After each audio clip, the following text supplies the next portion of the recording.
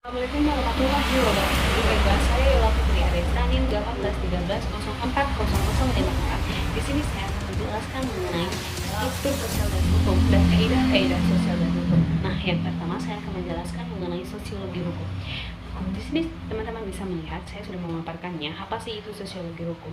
Sosiologi hukum ialah ilmu pengetahuan yang mempelajari kehidupan bersama manusia sesamanya, yakni kehidupan sosial atau pergaulan tentang hidup. Nah, lebih singkatnya lagi, sosiologi hukum itu adalah ilmu yang mempelajari masyarakat, khususnya gejala hukum terhadap masyarakat itu tersendiri.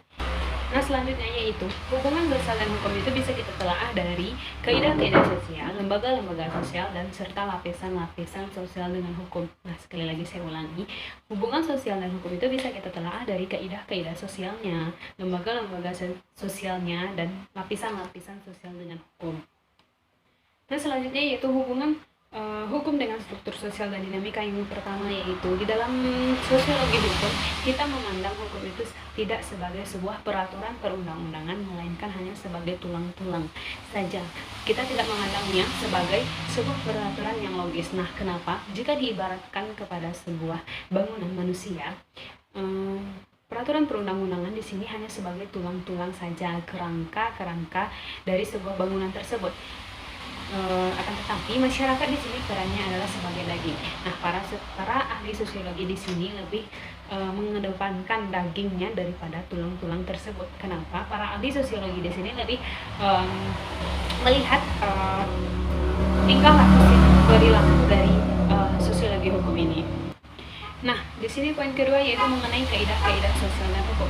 Kaidah-kaidah sosial dan hukum ini ada 4. Yang pertama ada kaidah kesusilaan, yang kedua ada kaidah agama, yang ketiga ada kaidah kesopanan, dan yang keempat adalah kaidah hukum.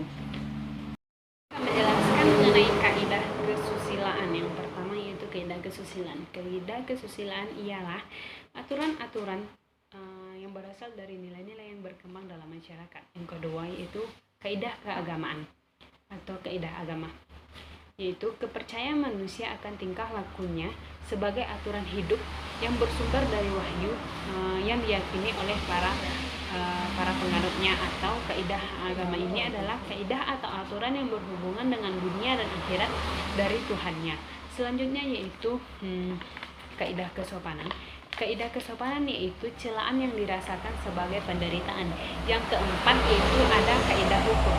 Kaidah hukum itu bertujuan untuk mencapai suatu tata tertib dalam masyarakat yang bersangkutan. Nah, jadilah itu video presentasi mengenai materi kami kelompok 5. Jika ada kesalahan saya mohon maaf. Saya akhiri dengan wassalamualaikum warahmatullahi wabarakatuh.